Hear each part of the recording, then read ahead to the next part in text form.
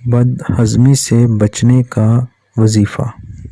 اعوذ باللہ من الشیطان الرجیم، بسم اللہ الرحمن الرحیم۔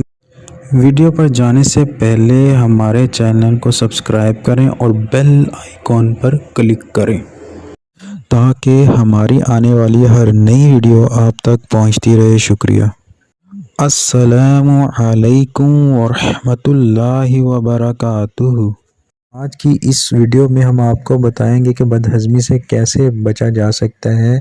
اگر کسی کو بد ہضمی ہو گئی ہو یا کھانا ہضم نہ ہوتا ہو تو وہ یہ آیات پڑھے، انشاءاللہ اس کی بد ہضمی کی شکایت ختم ہو جائے گی۔ بد ہضمی سے نجات کے لیے کلوا واشربوا ہنیئا بما کنتم تعملون انا کذالک نجزی المحسنین۔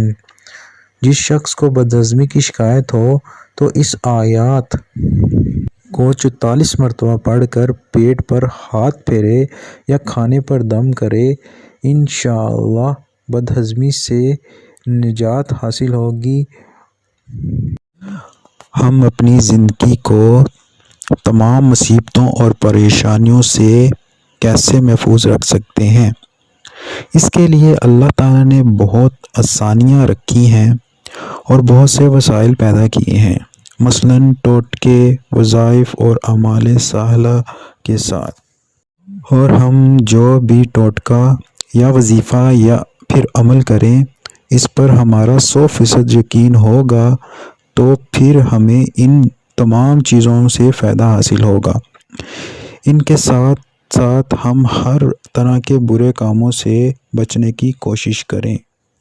ہر ویڈیو دیکھتے رہیں اور فیض حاصل کرتے رہیں اور ہمارے حق میں دعا کرتے رہیں اور فرقوں میں نہ پڑیں خدا کے لیے، اس سے آپ کی دنیا اور آخرت خراب ہو جائے گی۔ اللہ آپ سب کی حفاظت فرمائے، آمین۔ ہمارا چینل لایا آپ کے لیے ایک سنہری موقع۔ آپ کو کسی بھی قسم کی ویڈیو چاہیے تو ہمیں کمنٹ کریں یا کوئی رہنمائی چاہیے تو ہمیں اس نمبر پر واٹس ایپ کریں۔